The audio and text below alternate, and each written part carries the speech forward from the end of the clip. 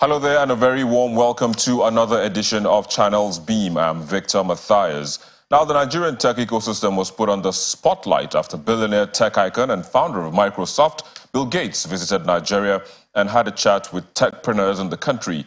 He further expressed his belief that artificial intelligence, or AI, will be a game changer for Africa and the world, and encouraged its development in the country as well as the export of talent to foreign lands. Today on the program, we will take a look at the current tech space and how how it provides Nigerians the enabling tools and environment for techpreneurs to thrive, be it through policy, legislation, and even industry support. But before we get into all of this, let's first of all take a look at what made the trends in the past week.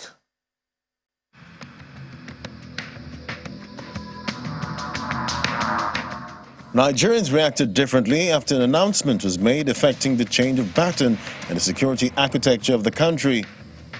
The heads of the police, Air Force, Navy, Army and Customs were all relieved of their duty and a new set appointed to drive the continued fight against insecurity in the country.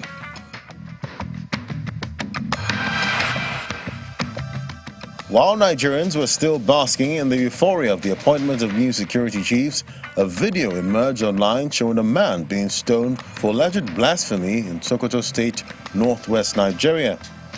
The victim, a butcher, was stoned by his fellow butchers and children after refusing to retract the statement he allegedly made against Prophet Muhammad.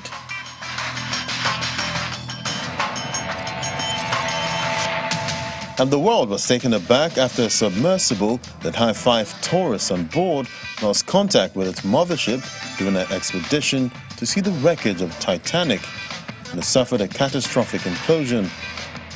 An international search party was deployed to find the explorers, to no avail, before parts of the submersible were later found, and officials confirming the tragedy that had befallen the ship, which had a father and son, amongst others, on board.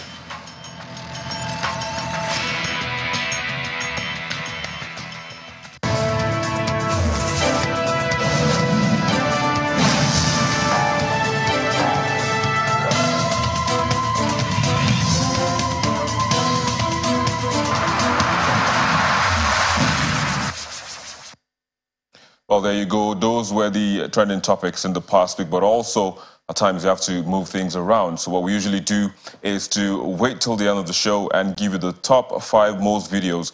But this time around, let's switch things and, of course, bring it to the forefront of the show, to the beginning of the show, rather. So let's now take a look at the most viewed videos on our YouTube channel in the past week.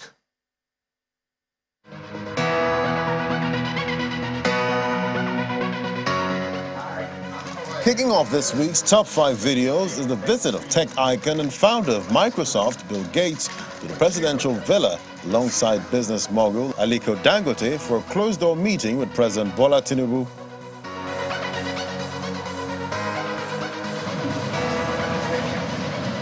And the change of guard of the military top guns comes in next, in 4th place, as Major General Christopher Musa takes over from outgoing Chief of Defense Staff General Lucky Irabor.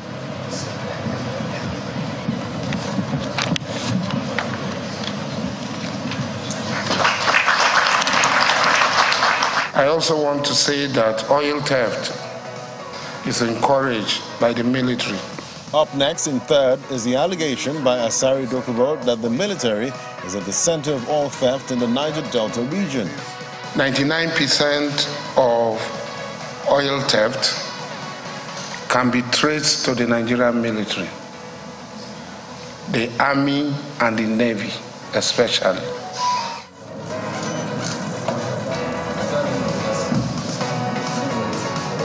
In 2nd is the acting IGP expressing how he feels and intends to chase criminals out of the country after his declaration by Vice President Kashim Shettima.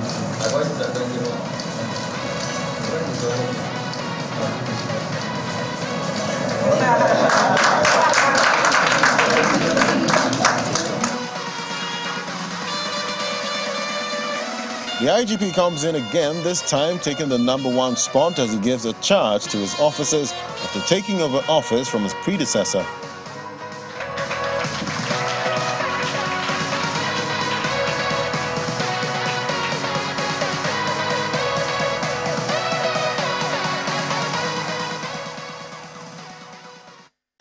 there you go. Again, those were the most viewed videos on our YouTube channel in the past week. However, if the video you were expecting to see wasn't there, of course, you can go straight to our YouTube channel.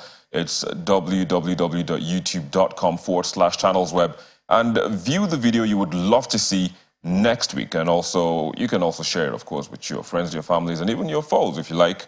And perhaps it might gather the numbers and be part of the top charts. That's next week. But joining us to look at today's topic, we have joining us via Zoom from Lagos, Timi Olagunju. He's a tech lawyer and a policy consultant. Timi, it's a pleasure to have you on the show. Of course, you're welcome as always. But let me kickstart this conversation with how Nigeria is on the spotlight after Bill Gates. I mean, he has made numerous visits to the country, but this time around he met with techpreneurs in Lagos. Now, what does this bode, for the tech ecosystem? Looking at the fact that he spoke so much on how AI is very key, for the development of health, education, and some of these sectors, not only in Nigeria but the world at large. What does this portend for us, especially those who are practicing, fully in the system? Well, basically, the visit itself is a good and strategic one, in the sense that it was able to highlight certain key sectors that the government should start looking at, which is AI, renewable alternative energy, considering our electricity quagmire. And in fact, more recently spoke to the context of the skill gap, which is a huge challenge in the space, in terms of the fact that considering the skill gap and the institutional gaps in terms of filling the skills in that space, there is need for people to start leveraging what the internet provides in terms of developing their skills and their capacity to compete in the global world. And more instructive is the fact that he acknowledged the fact that Nigerians have been very resolute and determined to distinguish themselves through what they find available, in that context. I think that itself is a very key spotlight in the visit. Absolutely. So, in all of this, you need an enabling environment, you need legislation, you need policy, you need support from the industry also, be it in Nigeria and also, from the outside world. Where are we with that currently? Well, to be frank with the state of history, those who forget history are doomed to repeat same. And, if we talk of 2023, we must talk of 2022, right? Some of the key milestones in 2022 were the 5G rollout, the successful passage of the Startup Act, the launch of the Equino cable, the launch of the payment service banks, PSBs, which basically increases financial access, and then increased broadband penetration that kind of happened in 2022. But one of the key challenges in 2022 that has come into 2023 is still the challenge of the tech talents, right? In other words, a lot of people resort to self-help in terms of developing their capacities, right? When you talk about machine learning, artificial intelligence, you must talk about data science, right? Data analysis. You must talk about issues around cloud computing and the likes, right? So people have invested in their skill development by themselves, by mostly their effort. And so you have a trend where, because of that, there is an outflux of skills and talents into other parts of the world. And that, to a large extent, affects the quality of the output in terms of, the entrepreneurial ventures that can survive and succeed in the environment. And that's a key context. And so that same challenge itself is still a current challenge in 2023. But consequently, another good success is the data protection law that was passed recently, But the challenge also is the fact that there are a few things there that need rework in that particular provision. And hopefully, we can see bills like the Data Rights and Freedoms Bill being passed into legislation. Then we can also see the Startup Act come into full-fledged legislation and domestication in states, hopefully. I have to say that I share in that optimism, and I can't wait for that to happen. But quickly, Jude Farami joins us right here in the Abuja studio. Jude, it's a pleasure to have you again on the show. Thank you so much, Victor, to have you. Absolutely. There was so much buzz, with the visits of Bill Gates, and, the summits with techpreneurs. So much has gone, under the bridge. I mean, so much water, so to speak, now has gone under the bridge. So Timmy just made mention of, the fact that people resort to self-help to build themselves, to build their talent. But Bill Gates made a comment on this, let me call it jackpot, as we usually call it here, brain drain, so to speak. And he said, on the flip side, is good for the country. Yeah. But I mean, what's your take on this trend? That a very robust diaspora is always good for any country, right? So you see, for example, that, and let me take it away from technology a bit. In 1999, after the military handed over to democracy, you saw that influx of Nigerians. You look at the cabinet of President Obasanjo, for example, and how much of expertise we had in that cabinet. Like majority of Nigerians would disagree. I mean, it's debatable, right? But that's largely because there was a rich diaspora. They were working in the IMF, in the World Bank, the Paris Refund. I mean, the refund that we got under President Obasanjo's regime was also because of the networks and the relationships. Right? So, on a general basis, a rich diaspora is always good for any country. However, you also have to look at the flip side, which is, do we have enough innovation capacity within the country to sustain and to continue to build the country's ecosystem? So whichever side of the coin you fall, right, or you flip, you're not necessarily wrong. You get my point? And it's also important, you see, like, the trajectory of our technology ecosystem has been increasing over the years. So, for example, CC Hub CEO Dr. Bosu mentioned there that Nigeria raised $1 billion of venture capital into technology startups in 1 year. 10 years ago, you couldn't even dream of raising $200 million in a year. But now, right now, you see companies, raising like 15 million. Like, that's like normal story now. Yeah. So for that commensurate, exactly, it's no longer story. So for you to keep up with that increase in momentum, you also have to keep up with the increase in capacity. Yeah. You understand? And that's where the other flip side is. So in terms of building capacity, I mean, people like you guys, CC Hub. Yes. CC Hub seems to be like again, it's debatable. I know there are other hubs. The federal government built about 6 hubs. Across the geopolitical zones. But you still don't hear so much. You still have other hubs that people are also trying to build by themselves. But you still don't hear of startups that are coming out of those hubs. Say CC Hub. Again, it's debatable. Yes. Perhaps I'm not. But so how do we build capacity? CC Hub can't do it alone. Yes. But off the top of my head, I can list like 10 startups that have successfully exited from CC Hub. Exactly. Yeah. So why don't we have more from other hubs? So that's in relation to building capacity. Yes. So you're looking at, and I was even having this conversation with one of my mentees 2 days ago. You're looking at capacity in terms of software engineers, founders, but you also realize that you need capacity, which is what you've just alluded to, in people who can build the ecosystem, who can contribute to building the ecosystem, just like CC Hub has done for over the last 13 years now, right? And the solution to that really is to continue to invest in the ecosystem building. I would call it soft infrastructure now, right? A lot of young people, which I see CC Hub is contributing to that because of the kind of work that we've done.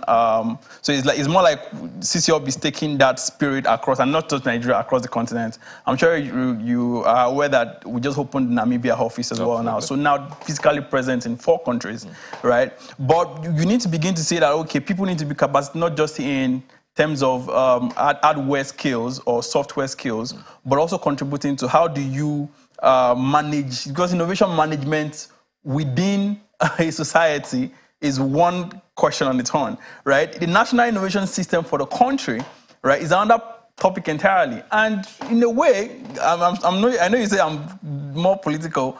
You can also not diverge government influence from capacity building, right? Not just within in terms of skills, but also contributing to the ecosystem. So, for example, how many doctorate degrees do you see working on innovation? In fact, for you to find a PhD, and this goes directly to NUC, for you to find a PhD in innovation management in Nigeria, you would sweat. Well, break that sweat. Just for a moment, we need to take a quick break. And of course, when we come back, you can keep sweating, of course. But just hold on for a bit. We'll take a quick break and we'll be back in a moment to look at legislation as well as policy that would guide entrepreneurs, budding entrepreneurs to thrive in this ecosystem. That's in a moment. Please stay with us.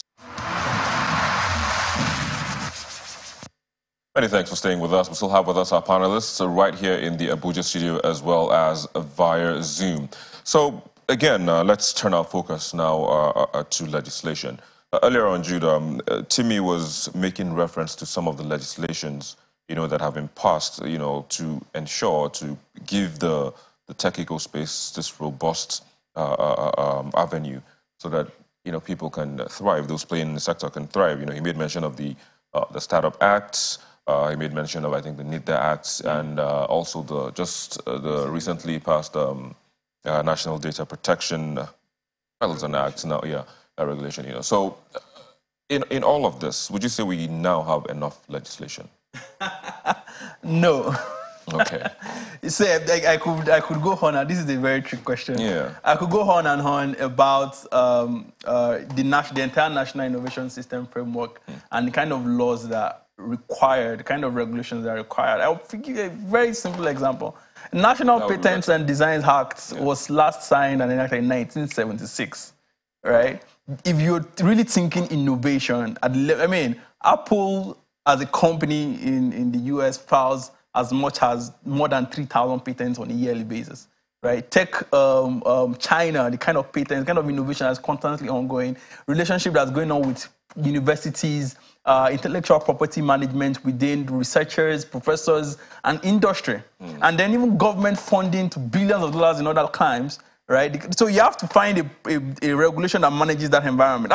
That's innovation at a larger scale, right? And very good that we're on this platform, which, you've gracefully done over the years, to be able to spotlight the fact that innovation is also beyond digital technologies. So the National Data Regulations Act, which is what Mr. Bill Gates spoke to when he was talking about artificial intelligence, provides a robust foundation that any investor who is thinking, okay, I want to go into AI and see how it benefits the use cases for Africa, right? There's a regulation that speaks to that, right? But innovation and technology is not just AI, right? You see, the Nigerian Startups Act really provides the incentive for venture capitalists and startup founders, right, to be able to access maybe ease of doing business for them, maybe even funding from the NSIA fund. That handles startup founders, right? But when you think about chemical engineering, for example, biotechnology or space research, I was at the National Space Research and Development Agency for like a week, and we were running an hackathon. You see, it's another kettle of sure you get. So, but one thing I believe here is we continue to mature as an ecosystem.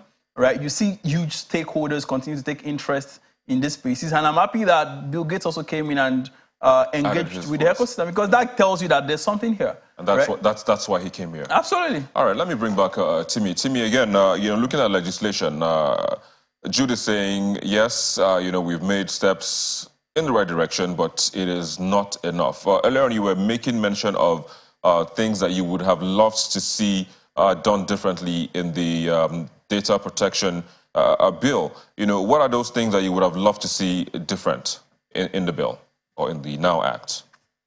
Yes. So primarily, there are a few things that I can put a pointer to, but just piggybacking back on what Jude spoke about, which you asked a question around, CC Hub and why we've not had a replication of SAFE. I think it also boils down to the governance structure.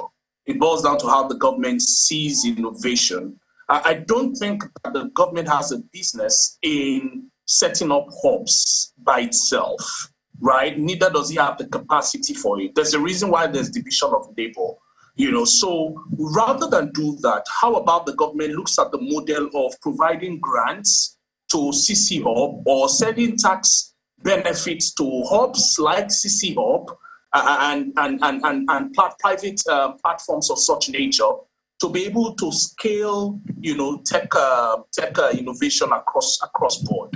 That's my own perspective, and I think that's a global standard, as it were. But then coming back to the Data Protection Act as it stands now, one of the key things is the fact that the Act speaks to consent of data subjects, and unlike the former provision, which was just a regulation or a bylaw by NIDA, which speaks to just data subjects in that sense, this goes further to speak also to data processors and data controllers, not just you and I as subjects, but those who are involved in the business of getting data and making sense of it in that way. And so that's a key thing. Also speaking to the issue around artificial intelligence and machine learning, the Act speaks to issues around automated decision-making and the key question of what is the liability of machine in making decisions and who bears that liability is one key question that was successfully answered in that provision. And a few other things that were contextually above for time. But some of the things that the critique as to the Act is the fact that, you see, when you talk about data protection, it's a different ballgame from data privacy. And there should be robust provisions that cater to not just data protection, but also data privacy. And also, when you look at the Act itself, right, the Act does not necessarily speak so much as to rights and how those rights, in that sense, or the procedure for those rights to be exercised by data subjects. And so there is a certain bill before Parliament, in the last Parliament, called the Digital Rights and Freedoms Bill. That is one bill that needs to get presidential assent. I think it's time that bill gets the voice that it needs, the Digital Rights and Freedoms Bill. Is it like a final piece to the puzzle?